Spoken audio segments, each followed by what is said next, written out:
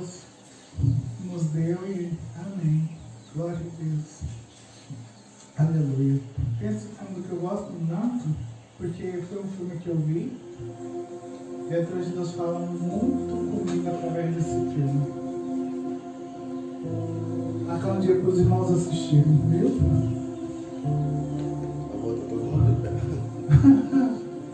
Hoje nós vamos falar sobre um personagem. Dificilmente a gente fala sobre personagens, mas é que esse personagem me tocou essa semana de uma maneira. E a gente, aqui no ministério, a gente não faz estudos, porque eu acredito que eu não leio a Bíblia para tirar algo dela, mas eu leio a Bíblia para que ela tire algo de mim. E cada vez que ela tira algo de mim, eu me torno diferente. E aí a gente não tira. Não tem pau ímpar, não tem escala. É conforme o Espírito vai ministrando, a gente sente que a igreja precisa, a gente precisa receber. E já tinha quase 3 semanas, né, filha? Você estava ministrando a palavra. E Deus falando algo comigo que não se completava. A palavra que hoje vai ser ministrada, inacreditavelmente, ela começou 12 menos 34 é quanto? 22, né? 22 anos atrás. Eu não sei nem se eu fosse depois para cantar, porque ela mexe com algo muito aqui dentro de mim. Para quem não sabe, eu não vim de um berço evangélico. Eu vim de uma casa onde meu pai era um pai de santo, a minha mãe não morava comigo, eles eram separados, eu morava com a minha madrasta, que também era mãe de santo, e eu aos 7 anos descobri Jesus e me apaixonei por ele. E dos 7 anos eu fugia de casa para ir para a igreja. Meu pai não sabia. Quando ele descobriu a primeira vez, eu levei uma coça. Ele deixou uma biblinha debaixo do meu travesseiro. Mas eu era apaixonada por Jesus. O melhor colégio que ele colocou para mim estudar, eles falavam sobre Jesus e eu comia o ensino religioso, porque eu amava Jesus. Eu amo. E aí, tem histórias que a gente vai ler e Deus vai falar com você hoje de uma maneira. E aí, quando você está no meio do processo, o Espírito Santo vem e te revela. Porque você conhece aqui, quando lê, você conhece a letra. Mas quando você entra no processo com Deus, você conhece a revelação do Espírito. O que Ele tem para você. Porque Deus não quer que você conheça Ele por letra. Ele quer que você conheça Ele com intimidade. Tudo que Deus criou foi feito na palavra. Você já reparou isso? Ele falou, haja um firmamento no céu. E que esse firmamento dê aves, de todos os tipos. Haja separação entre a terra e o mar. E que o mar produza animais. E que a terra produza animais. Não foi tudo pela palavra?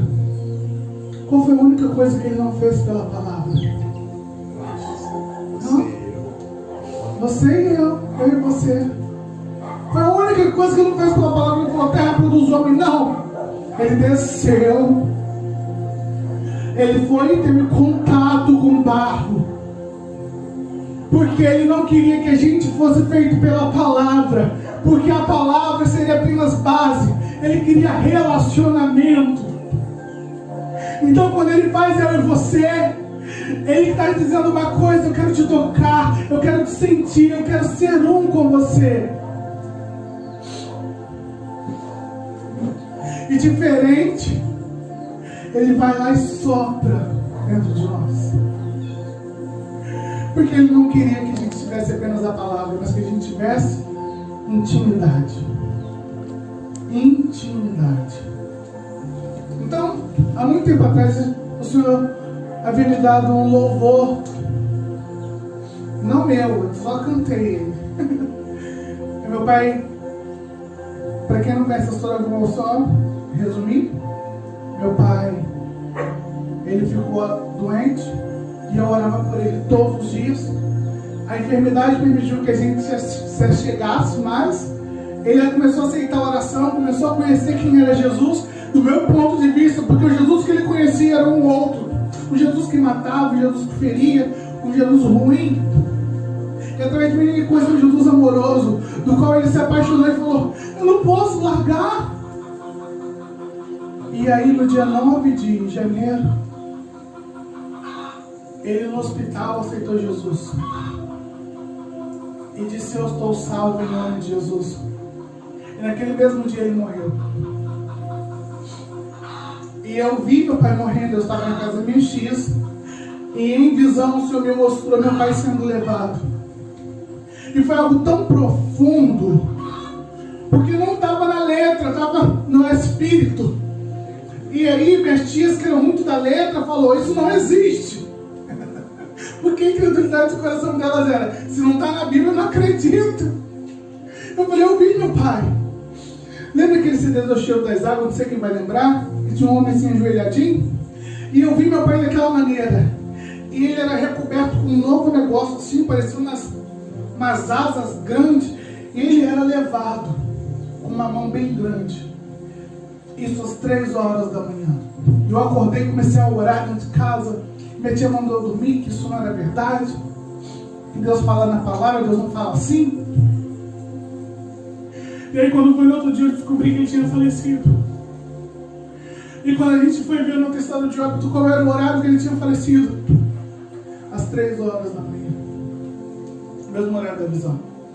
E aí minhas tias começaram a acreditar. Hoje minhas tias, você chega lá, elas estão orando, elas estão buscando.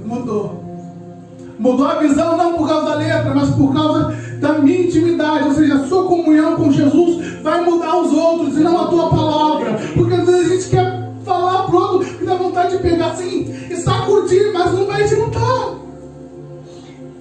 Porque isso não muda, que muda o espírito. Eu queria tanto. Às vezes olho para alguns ministérios e falo: por que, Senhor? Mas cabe a nós mudarmos para que eles olhem e falem: a gente está indo no lado errado, a gente precisa mudar. E aí a gente vai contar a história de um homem que ele primeiro recebe um governo e ele decide mudar. E esse homem, é essa história que eu contei no dia do velório do meu pai. Eu falei: meu pai era como aquele homem que estava na beira do caminho e que muitos não davam nada por ele. E ele gritou: Jesus, filho de Davi, tenhas compaixão de mim. Jesus, filho de Davi, atende ao meu clamor. Eu lembro que eu quase desmaiei depois que eu peguei isso agora. E essa palavra nunca fez sentido para mim, do contexto daquilo. E durante esse mês o Senhor me mostrou por quê. E aí eu vou mostrar para a igreja também. Então, abra comigo. Primeiro livro de Lucas. Porque eu falo que Lucas é o irmão fofoqueiro. É aquele irmão que vai contar tudo. Só que, por incrível que pareça, Marcos sabe mais do que Lucas. Então a gente vai ler Lucas e depois você vai descobrir algumas coisas que Lucas não contou. Lucas 18, 35.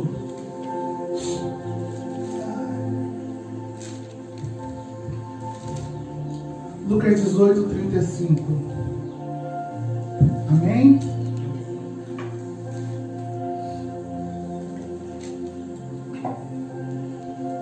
E aconteceu que, chegando ali perto de Jericó, estava um cego assentado junto ao caminho, mendigando. E ouvindo passar a multidão, perguntou o que era aquilo.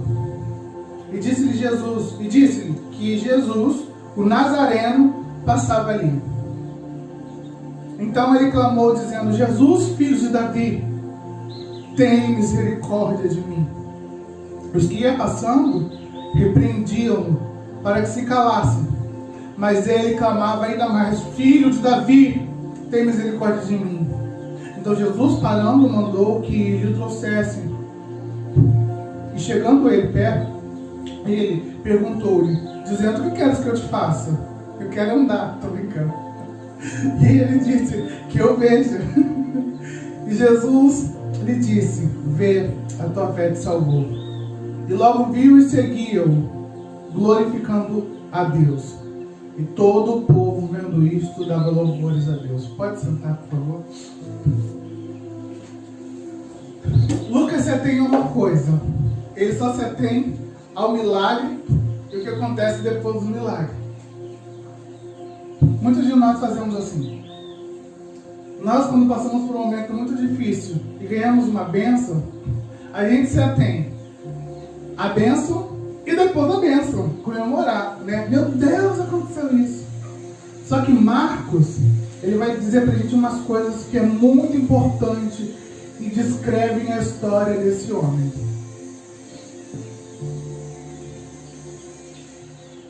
No começo do louvor eu falei que existem muitas maneiras de chamar Jesus. E quando o servo de Jericó estava sentado ali à beira, perguntaram para ele. Ele perguntou, na verdade ele perguntou, né, quem é que está passando aí? Porque, na verdade, deveria ter um burburinho, deveria ter um montão de gente ali, né? Muita gente passando. O que é isso que está acontecendo aqui? Que movimento é esse? Ele falou: Nazareno. Para aquela pessoa, Jesus era o Nazareno. Mas para ele, era o filho de Davi. Sabe por que ele fala isso? Porque a ligação dele histórica revelava de onde que ele veio. Então para ele não era só o Nazareno. Por que Nazareno? Porque veio de Nazaré. Né? Pode pôr alguma coisa boa veio de Nazaré? Né? Foi o que falaram. Então conheceu ele como aquela pessoa que não tinha perspectiva, mas que mudou a perspectiva de todo mundo. Então Nazareno, para mim ele é Nazareno. Mas para o servo de Jericó, ele é aquele que foi prometido muito antes. E que quando ele passasse, algo ia mudar.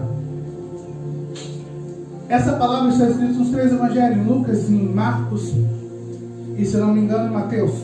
Isso. E em um vai dizer assim, que Jesus estava entrando em... Opa, fugiu o nome do lugar. Em Jericó. E outros vão dizer que Jesus estava saindo. Outros vão dizer que Jesus estava no meio de Jericó. Agora, para você entender o aspecto histórico, é o seguinte. Nessa época havia 2 Jericós. Pastor? É. Jericó do Sul e Jericó do Norte. Porque Jericó do Sul foi totalmente derrubada, foi quebrada. E a Jericó do Norte foi onde o rei daquele momento, né, o rei romano, fez seu jardim.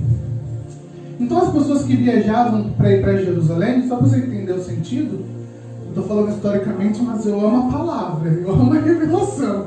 Mas só você entender o que está acontecendo. O povo, quando ia para Jerusalém, como Jesus estava indo para Jerusalém, porque era Páscoa, e ele ia ceiar e morrer, porque ele era Páscoa, ele estava indo para Jerusalém, então era costume das pessoas passarem em Jericó para descansar, para repousar, que Jericó era um lugar agradável, depois desse massacre. Então tinha um lugar que era destruído, e um lugar que era o Jardim do Rei. E ali no meio, onde passava, se deixava os mendigos pedirem esmolas. Porque era comum que o judeu carregasse suas esmolas no saco para entregar para aqueles que precisavam. Isso é um costume judeu. Então, aquele homem estava ali mendigando. Só que ele sabia, ele tinha conhecimento. Então isso fala de alguém que não era alguém que estava ali por estar. Ele sabia quem era Jesus. Ele falou no coração dele: esse é aquele que eu ouvi que havia de vir. Da raiz de Jessé brotará. Aquele que há de cuidar de mim, aquele que há de me ajudar, aquele que há de me restituir. E aí, eu nunca fiz sentido isso, até que eu fui buscar na história. E para entender esse sentido histórico, eu entendi que ele estava à beira do caminho, mas não era só à beira do caminho. Era no meio do caminho, de pessoas que passavam. E quando ele gritava, os discípulos diziam para ele calar a boca. As pessoas seguiam Jesus diziam para ele ficar quieto. E o outro dizia, não, ele é o Nazareno. Ele não é o filho de Davi. Jesus já tinha passado em Jericó, mas essa era a última vez que Jesus ia passar. Essa era a última chance na vida daquele homem. Tem momentos que a gente conhece alguns Bartimeus, como meu pai foi Bartimeu para mim. Era o último momento dele. Eu acho que Deus fez eu aceitar Jesus por amor a ele. Porque eu era a única pessoa que tinha acesso a ele. Deus, por amor a ele, me ganhou para Jesus, para que eu pudesse falar de Jesus para ele, do Jesus que eu conheci. E não do Jesus que a letra mata, ensina e fora. E aí aquele homem que estava à beira do caminho, que ficou cego por causa da diabetes, conheceu Jesus. Meu pai, não Bartimeu. Então, por que Bartimeu? Bartimeu não é o nome dele, ele não tem nem nome. Por ser um mendigo, ele carregava apenas um apóstolo de que ele era filho de Timeu. Bartimeu significa que ele era filho de Timeu. E como é que identificaram que ele era filho de Timeu? Eles identificaram porque em Marcos vai dizer que ele tinha uma capa. Vamos lá em Marcos. Marcos 10. Meu Deus, a palavra é muito gostosa. Marcos 10. Marcos 10, 46.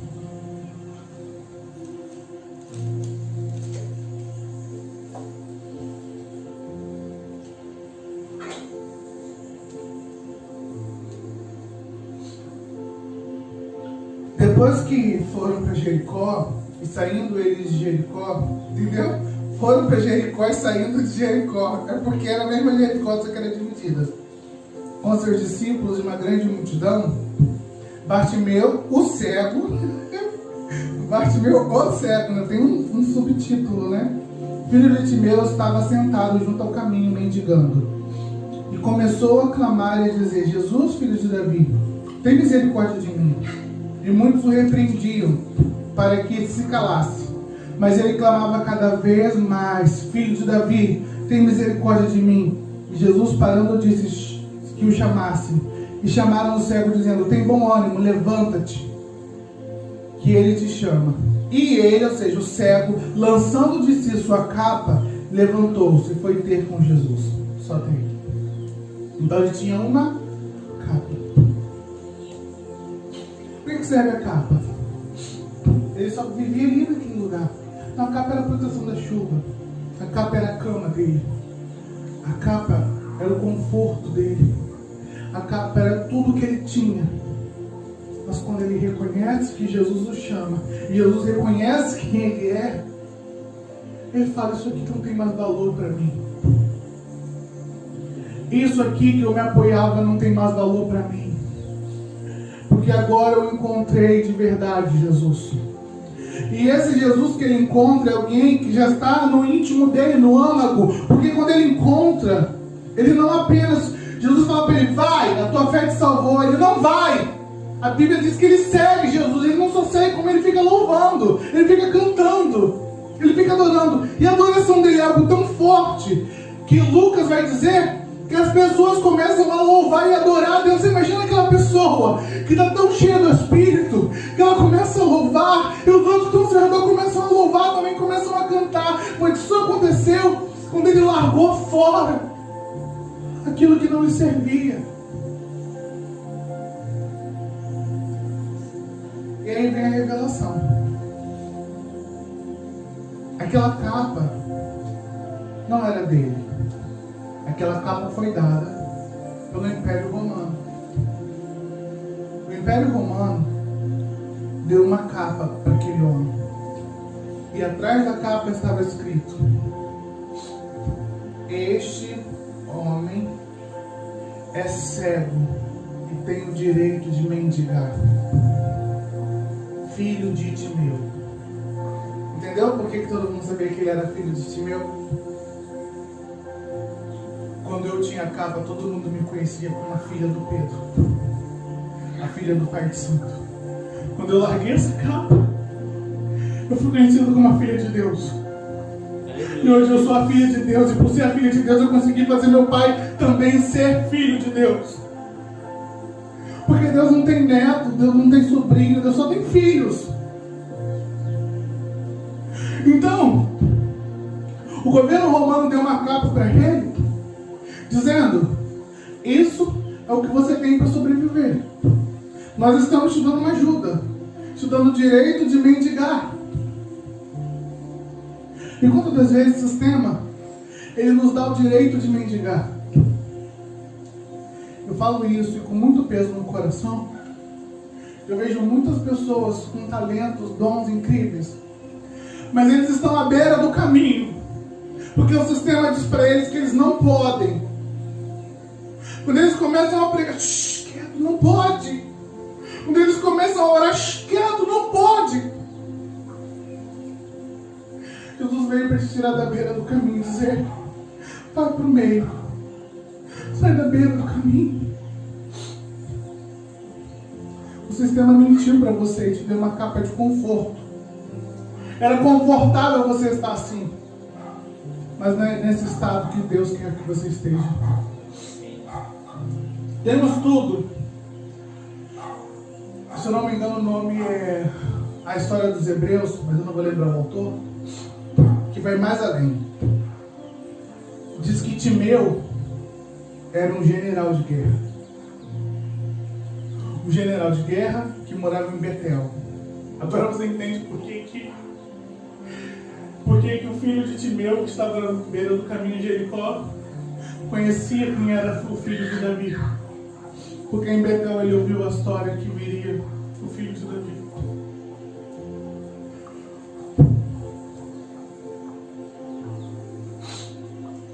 Ele era um general, o pai de Timeu. Timeu, pai do cego de Jericó.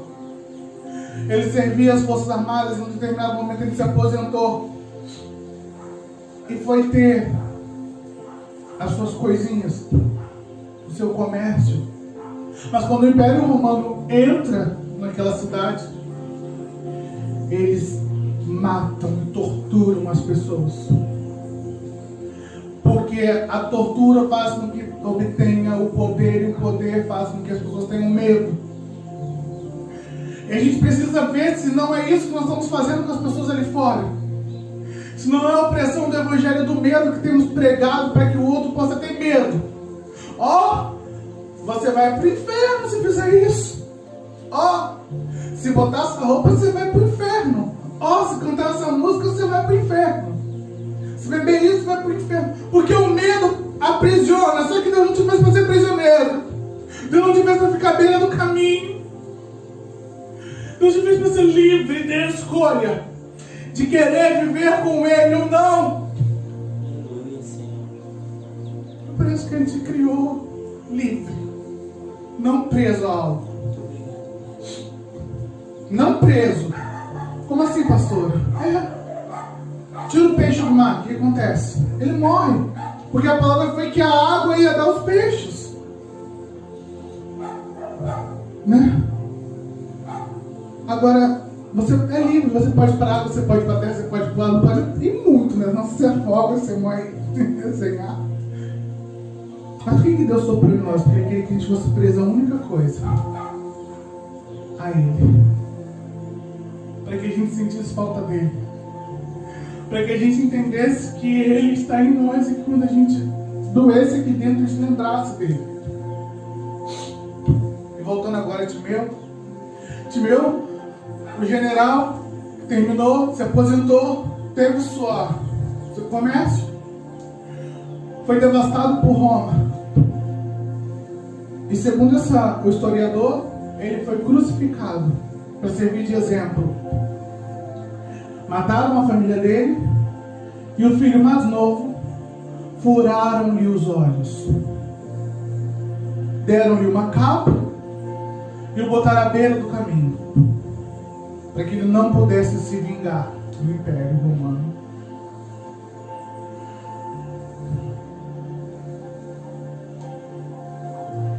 Quando Jesus chama aquele homem, ele não está chamando apenas o filho de Timeu.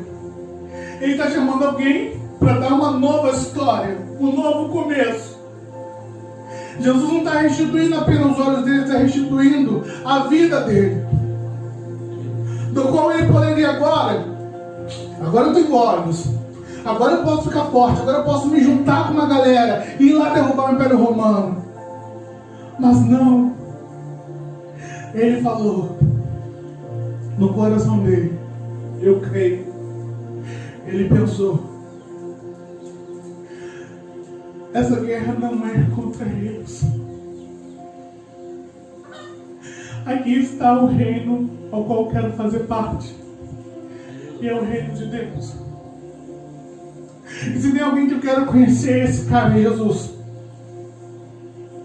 Então eu sei que meu passado foi dolorido, eu sei que mas eu estou largando essa capa. Eu estou jogando fora esse passado, porque eu quero algo novo. E quando ele foi restituído os olhos, estava restituindo a vida dele de novo. Estava restituindo a vida dele de novo. Ele poderia voltar e querer lutar contra o Império Romano. Não, ele não fez isso. Ele começou a glorificar Jesus, porque ele esperava Jesus. Enquanto o Império Romano pensava que ele seria um rebelador, o coração dele só batia: cadê meu remidor? Cadê a raiz de Jessé? Cadê o príncipe da paz, a estrela da manhã, a raiz de Davi? Cadê ele? Esse aqui é o Nazareno. Não, esse aqui é o filho de Davi. Esse aqui é o filho de Davi.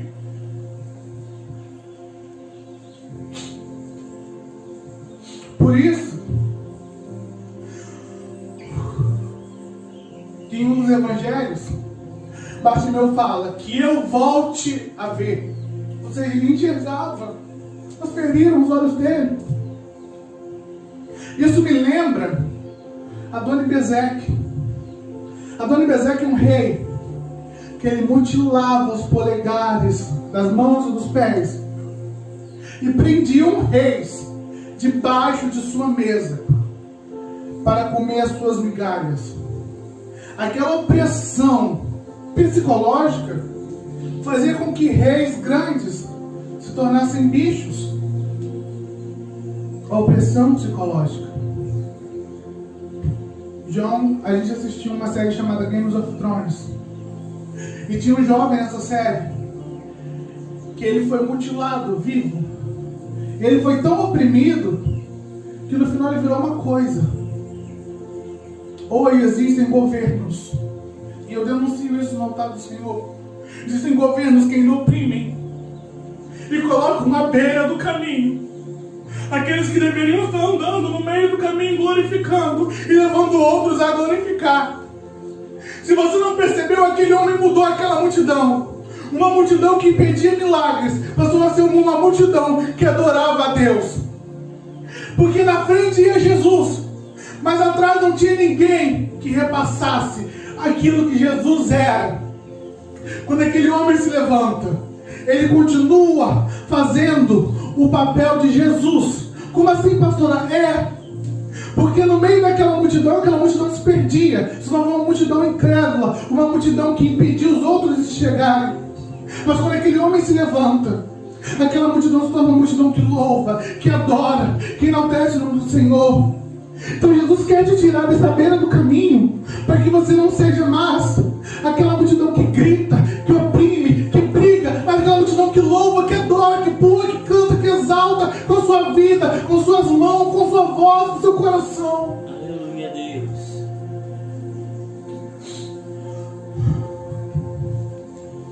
Jesus veio para nos tirar da beira do caminho. E não importa quem é. Não importa quem é. A maior prova disso foi meu pai.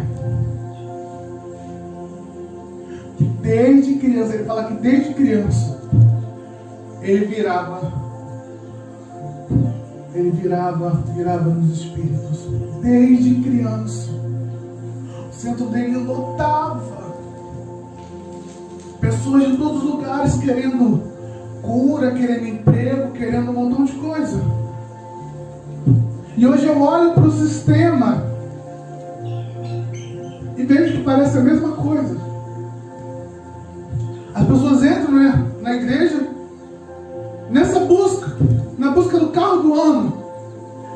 Vamos fazer a campanha dos 7 montes, das portas abertas, onde Deus vai te dar emprego que você vai ganhar muito. E a pessoa fala, porque parece que Deus se importa com aquilo que eu tenho, não com aquilo que eu sou. Meu Deus.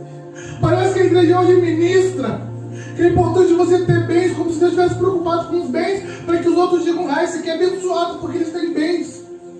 Mas lembra o que Jesus disse para aquele jovem?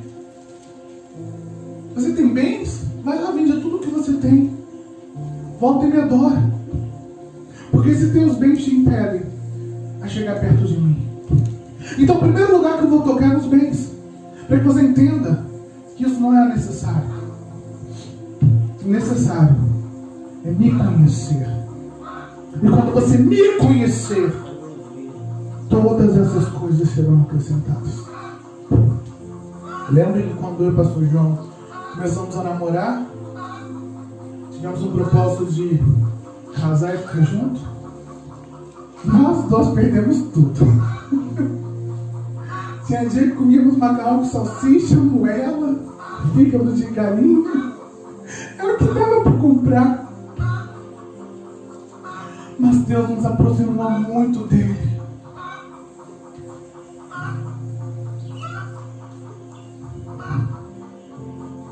Às vezes a gente fica à beira do caminho. Mas é no processo da beira do caminho que Deus vai trazendo todas as coisas que a gente já viveu como nossa história.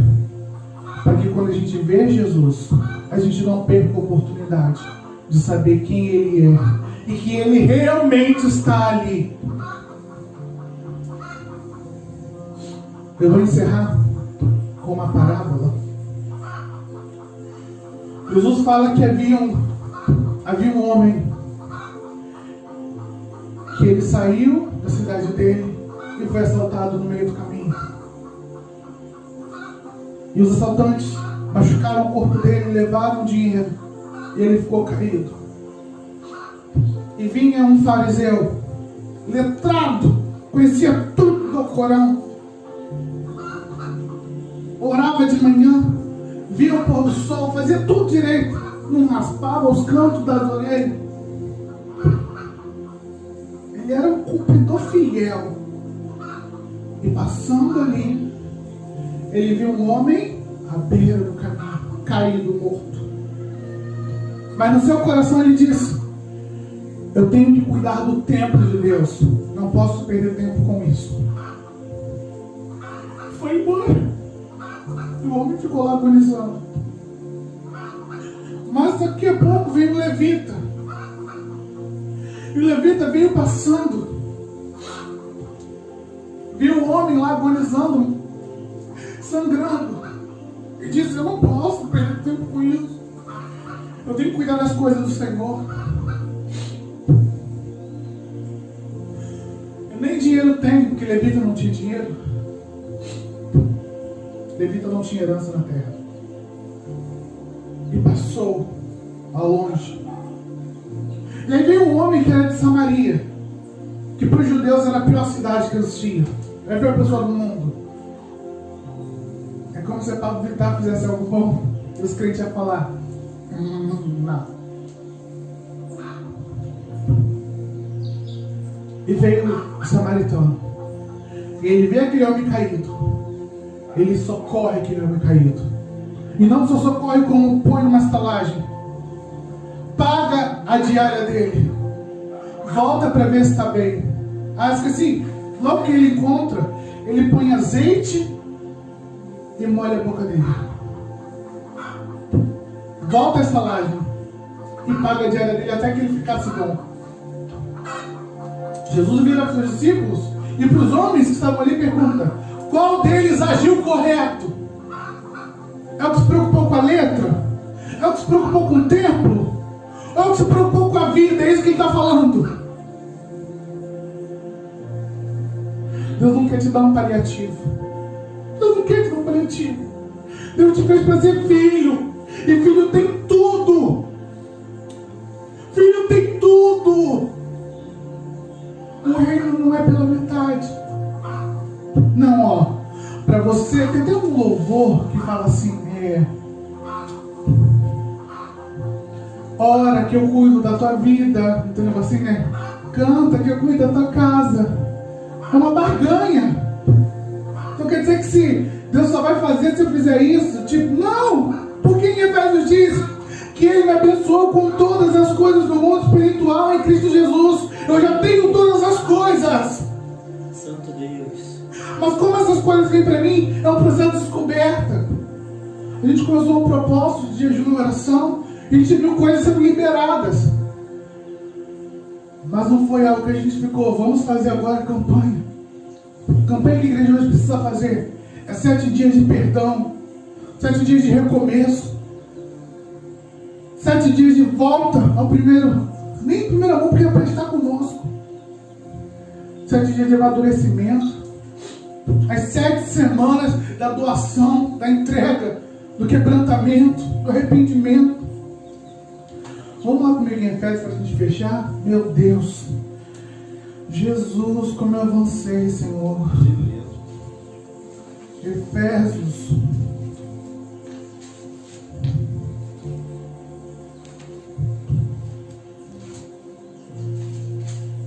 Eu nunca sei se é 1 ou se é 2, mas é 1. Efésios 1. Guarda isso no teu coração. Efésios 1:3. Efésios 1:3. Bendito Deus e Pai de nosso Senhor Jesus Cristo, o qual nos abençoou com todas as bênçãos espirituais nos lugares celestiais em Cristo, como também nos elegeu nele, em Cristo, antes da fundação do mundo, para que fôssemos santos e irrepreensíveis diante dele em amor. Só que aí, primeira coisa que diz: nos abençoou com todas. Nos abençoou com algumas? Com aquelas que a gente faz a campanha e dá um dinheiro no envelope? Paguei. O maior preço foi Jesus na cruz. Não inutilize Jesus na cruz. Aleluia, Deus. Não inutilize Jesus na cruz. Hoje a gente contava até para os meninos que estão aqui conosco. Quando a gente veio para cá, todo mundo fala que aqui é larga. Ele só tinha uma certeza: Deus está conosco. E o Senhor falou que aqueles que creem em mim, eu abro maiores farão. E toda vez que chovia, a gente orava. Eu falei: Senhor, para a chuva. Porque se o Senhor não quiser parar, então nos permita passar seco. E a gente olhava, a nossa casa estava seca. Como? Porque Ele nos deu todas as bênçãos celestiais em Cristo Jesus. A maior campanha que eu e você temos que fazer é todo dia, transformando a minha identidade de filho. Jesus não tirou apenas o homem da beira do caminho, Ele restituiu a identidade daquele homem. Jesus não quer apenas te tirar da beira do caminho com essa capa que é a religiosidade que o sistema te deu. Ele quer te colocar de volta, e não com aquela capa do sistema, mas quem é você em Deus de verdade. E aí você vai descobrir todos os dias quem é você em Deus. Quem é você em Deus? Quem é você em Deus? Eu digo, a gente diz aqui, né, filho, que os melhores cultos não é aquele que eu ganho uma palavra de bênção, de vitória, mas aquele dia que a palavra vem e quebra aqui dentro. E o que mais me quebrou foi entender que quando Deus tirou meu pai de mim, e eu perdi tudo, e eu fiquei à beira do caminho, eu não tinha percebido que na verdade eu não estava à beira do caminho, porque Ele tinha devolvido a minha identidade. Ele me deu olhos espirituais, Ele me deu um coração espiritual, uma mente de Cristo, e me deu o maior presente que o mundo não pode tirar: o Espírito Santo da verdade. E muitos podem até não conhecer o ministério, pode ficar de boca torta, pode ficar, mas quando senta conosco, fala: Ele está aqui, o Filho de Davi. Aleluia. Vamos ficar de pé. Vamos orar. Aleluia. Aleluia. Deus. Amor.